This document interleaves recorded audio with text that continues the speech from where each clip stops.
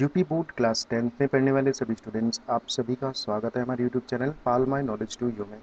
अगर आपने चैनल को अभी तक सब्सक्राइब नहीं किया तो ज़रूर करें और नए वीडियोज़ की नोटिफिकेशंस पाने के लिए बेल आइकन को दबाएं। सो इस वीडियो में आप देख रहे हैं संस्कृत गद्य भारती का 10वां लेसन, जिसका नाम है मदन मोहन मालवीय।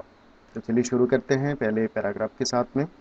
गौरम कांतिमयम वपुः धवलम परिधानम गले लंबितमुत्तरीयम शिरसि धवलोष्णीशम ललाटे कुमकुम गर्वित धवल चंदन तिलकम धवले चौपानहु एतत् सर्वं मदन मोहन मालवीयस्य भारतीय चारित्र्यं हृदयस्य च विमलत्वं निर्दर्शयति स्म। वस्तुतस्तु भारतीय संस्कृतिस्तस्मिन् रूपायिता जाता। गौरम अर्थात गौर वर्ण अर्थात गोरे हैं।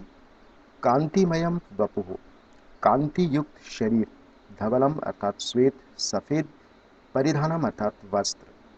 गले लंबितम उत्तरीयम गले में लटकता हुआ दुपट्टा। लंबितम अर्थात लटकता हुआ और उत्तरीय यानी कि दुपट्टा। शिरसी सिर पर। धवलह उष्णीशम अर्थात पगड़ी अर्थात सिर पर सफेद पगड़ी। ललाटे कुमकुम गर्वित धवल चंदन तिलकम ललाटे अर्थात मस्तक पर कुमकुम मिला हुआ, कुमकुम गर्वित अर्थात कुमकुम मिला हुआ सफेद चंदन का तिलक। धवले चौपानहु एतत् सर्वम धवले चौपानहु अर्थात सफेद जूते। एतत् यानी कि यह और सर्वम यानी कि सभी, ये सभी मदन मोहन मालवीय के भारतीय चरित्र और हृदय की विमलत्वम अर्थात पवित्रता निदर्शयति स्म अर्थात दर्शाते थे। वस्तुतस्तु भारतीय संस्कृति तस्मिन् रूपायिता जाता। वस्तु अर्थात वास्तव में, भारतीय संस्कृति तस्मिन् अर्थात इनमें, रूपायिता जाता अर्थात साकार हो गई। पंडित मदन मोहन मालवीय से जन्म एकषष्ट्युत्तराष्टादशशततमे ख्रीष्टाब्दे दिसंबर मासस्य पंचविंशतिदिनाङ्के तीर्थराजे प्रयागे एकस्मिन् ब्राह्मणकुले अभवत्। अर्थात पंडित मदन मोहन मालवीय का जन्म एक षष्ट्युत्तर, एक अर्थात एक, षष्ट्युत्तर अर्थात 60 से अधिक, 60 से अधिक यानी कि 61 हो गया, और अष्टादश शततमे अर्थात 1800, तो 1861 ईस्वी में, ख्रीष्टाब्द अर्थात ईस्वी में, दिसंबर महीने की पंचविंशति अर्थात 25 तारीख को तीर्थराज के प्रयाग में एक ब्राह्मण कुल में हुआ था। अस्य जनकः पंडित व्रजनाथ चतुर्वेदः संस्कृत भाषायाः विश्रुतो विद्वान् आसीत्। इनके जनक अर्थात इनके पिता पंडित ब्रजनाथ चतुर्वेदी संस्कृत भाषायाः अर्थात संस्कृत भाषा के विश्रुत अर्थात प्रसिद्ध विद्वान् आसीत् अर्थात विद्वान थे।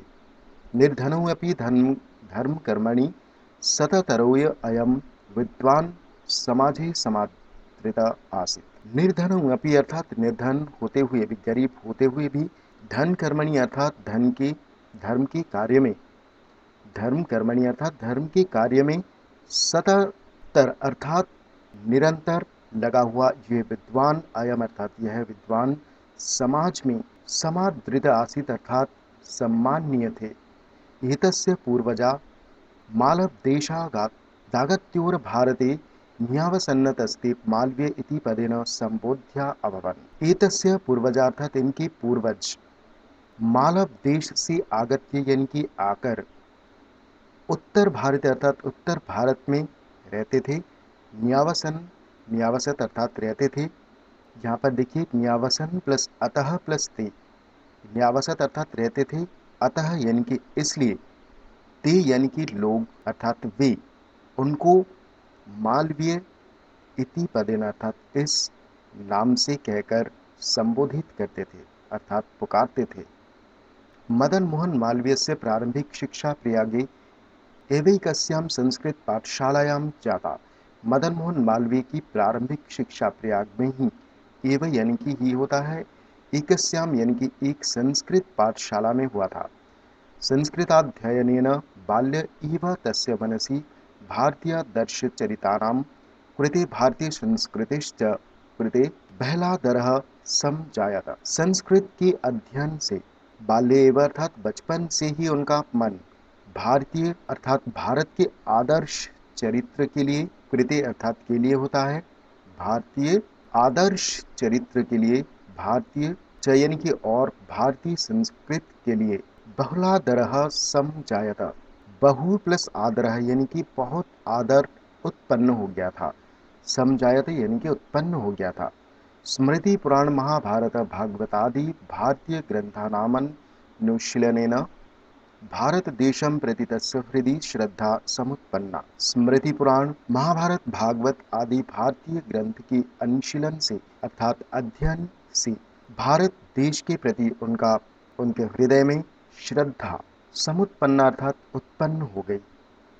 दुख तप्तानां प्राणिनामार्तिनाशनम स कामयते स्म। वे दुख तप्तानाम अर्थात दुख से पीड़ित, प्राणिनाम अर्थात प्राणियों के, अर्तिनाशनम अर्थात दुख का नाश करना, स अर्थात वे, कामयते स्म ये अर्थात चाहते थे, कामना करते थे, अर्थात वे दुख से संतप्त अर्थात दुख से पीड़ित, प्राणिनाम अर्थात प्राणियों के दुख का नाश करना चाहते थे। अतः बाल्यकाले एव तस्य हृदि देशभक्तेः मानव सेवायाः मानव जीवनस्याभ्युदयस्य बीजानुक्तानि जातानि यानि काले विकसित भूतानि फलितानि। इसलिए बाल्यकाल में ही, बचपन में ही ये अर्थात ही होता है, तस्य अर्थात उनका हृदय देशभक्ति में, मानव सेवा में और मानव जीवन के अभ्युदय अर्थात उन्नति के लिए बीजानुक्तानि अर्थात बीज बोए, जातानि अर्थात गए थे, यानी जो काले अर्थात समय आने पर विकसित भूतानि अर्थात विकसित और फलितानि अर्थात फलित हो गए। कालांतरे सह प्रयागे प्रथम संस्थापिते राजकीय हाई स्कूल नामने विद्यालये पठन एंट्रेंस परीक्षाम उदतरत।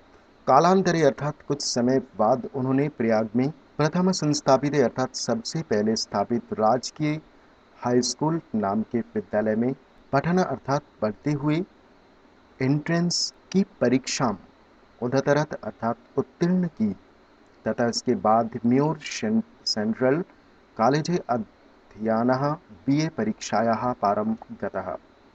इसके बाद म्योर सेंट्रल कॉलेज में अध्ययन अर्थात पढ़ते हुए बीए की परीक्षा पारं गतः अर्थात उत्तीर्ण की।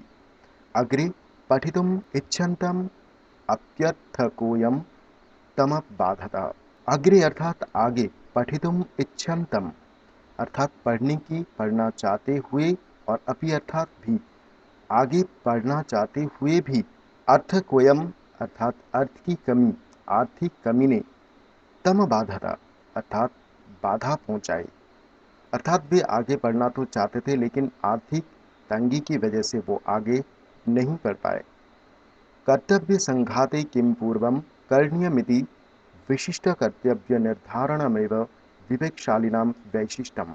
कर्तव्य संघाते अर्थात कर्तव्य होने पर, किम पूर्वम करणीयम अर्थात पहले क्या करना चाहिए, किम अर्थात क्या, पूर्वम अर्थात पहले, करणीयम अर्थात क्या करना चाहिए, इति अर्थात इस विशिष्ट कर्तव्य निर्धारण में अर्थात विशिष्ट विशेष कर्तव्य का निश्चय करना ही विवेकशालिना अर्थात विवेकशील पुरुषों का या पुरुषों की वैशिष्टम अर्थात विशेषता है।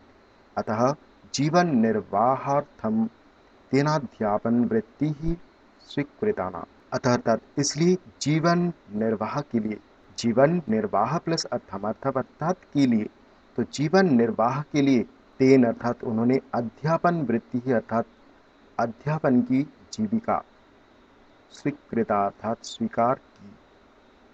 अर्थात वे इसलिए जीवन चलाने के लिए, जीवन निर्वाह करने के लिए उन्होंने अध्यापन की जीविका स्वीकार की। तो इसी के साथ ही पहला पार्ट में यहाँ समाप्त करूँगा। होप आपको पहला पार्ट समझ आया होगा। आप हमें कमेंट सेक्शन में अपनी राय ज़रूर बताएं और वीडियो का अगर आपको पसंद आया तो वीडियो को लाइक, कमेंट एंड शेयर ज़रूर करें। सो मिलते हैं नेक्स्ट पार्ट में। Thank you.